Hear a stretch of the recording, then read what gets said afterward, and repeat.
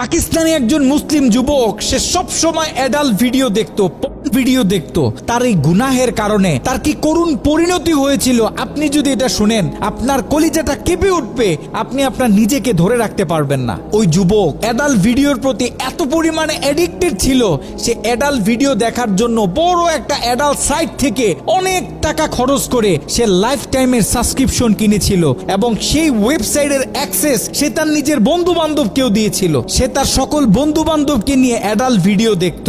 ঘটনাক্রমে একদিন যুবক ভয়ঙ্কর গাড়ি অ্যাক্সিডেন্ট করে মৃত্যুবরণ করলো। তার লাশটা যখন বাড়িতে নিয়ে আসা হলো, এলাকার মানুষ তার লাশ দেখতেছে, অনেকে বলতেছে এই ছেলে তো নামাজ পড়তো, এই ছেলে তো রোজা রাখতো, এই ছেলেটা ভালো ছিল। কিন্তু তার ভিতরে এত ভয়ঙ্কর একটা গুনাহ যে ছিল, এটা তার বন্ধু বান্ধব ছাড়া অন্য কেউ জানতো না।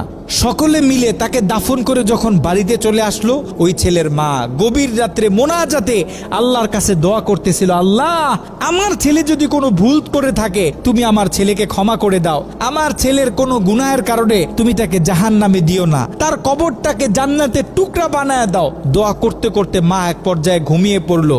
মা যখন ঘুমিয়ে পড়লো, তিনি স্বপ্নে ভয়ঙ্কর একটা দৃশ্য দেখলেন। তিনি দেখতেছে তার ছেলের কবরে আল্লাহ পাক জাহান্নাম থেকে কিছু ফেরেশতা নিযুক্ত করলেন এবং ওই ফেরেশতাদের হাতে বড় বড় কিছু কুড়াল, যে কুড়াল দিয়ে সকল ফেরেশতারা মিলে একসাথে তার ছেলের শরীরে আঘাত করতেছে।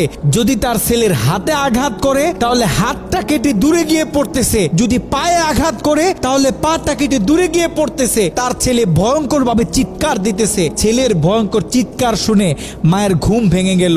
মা উঠে আবার তাহাজ্জুদ নামাজের জন্য প্রস্তুতি নিলেন, আল্লাহ তাআলার কাছে দোয়া করতেছেন। দ্বিতীয় দিন গভীর রাতে যখন মা ঘুমিয়ে পড়লেন, তিনি দ্বিতীয় দিন আরো ভয়ঙ্কর চিত্র দেখলেন। যেখানে প্রথম দিন 8 থেকে 10 জন ফেরেশতা দিয়ে আল্লাহ পাক তার ছেলের উপর আযাব দিতেছিলেন, সেখানে দ্বিতীয় দিন 30 থেকে 40 জন জাহান্নামী ফেরেশতারা তার ছেলের উপর আযাব দিতেছিল। তার মা আরো ভয় পেয়ে গেল। তৃতীয় দিন গভীর রাতে ওই ছেলের মা যখন আবার ঘুমিয়ে পড়লো, তৃতীয় দিন তিনি খেয়াল করলেন 50 থেকে 60 জন জাহান্নামী ফেরেশতারা তার ছেলের উপর আযাব দিতেছে, তার ছেলের উপর আক্রমণ করতেছে। তার ছেলে ভয়ঙ্কর ভাবে চিৎকার দিতেছে। দিন যত বাড়তেছে আল্লাহ পাক জাহান্নাম থেকে তত বেশি ফেরেশতা তার ছেলের উপর নিযুক্ত করতেছে। মা ভয় পেয়ে গেলেন, মা ভেঙে পড়লেন। ওই ছেলের মা ছেলের বন্ধুদেরকে একদিন ডাক দিলেন, ডাক দিয়ে বলতেছে, দেখো আমি আমার ছেলের উপর দিয়ে এই ভয়ঙ্কর স্বপ্ন দেখতেছি, তোমরা যাও কোনো আলেমের কাছে জিজ্ঞাসা করো যে কেন আমার ছেলের সাথে এমন হচ্ছে। ওই ছেলের বন্ধুরা মিলে পাশের বড় একটা মাদ্রাসায় চলে গেল। ওই মাদ্রাসায় ছিল একজন শাইখুল হাদিস। তার কাছে গিয়ে যখন পুরো স্বপ্নটা ব্যাখ্যা করা হলো, শাইখুল হাদিস স্বপ্নটা শুনে তিনি থরথর করে কাঁপতেছিলেন। শাইখুল হাদিস ওই ছেলের বন্ধুদেরকে জিজ্ঞাসা করতেছে, তোমাদের বন্ধু দুনিয়াতে থাকা অবস্থায় এমন কি কোনো গুনাহ করত যেই গুনাহ তার মৃত্যুর পরে এখন অন্য মানুষ করতেছে? তখন ওই ছেলের বন্ধুগুলো মাথাটা নিচের দিকে আসামির মতো দিয়ে চোখের পানি ছেড়ে বলতেছে, হ্যাঁ আমাদের বন্ধু এমন একটা গুনাহ করত যেই গুনাহটা সে পৃথিবী থেকে চলে যাওয়ার পরেও এখন আমরা করতেছি, আমাদের থেকে অন্য মানুষেরা করতেছে, তাদের থেকে অন্য মানুষেরা করতেছে।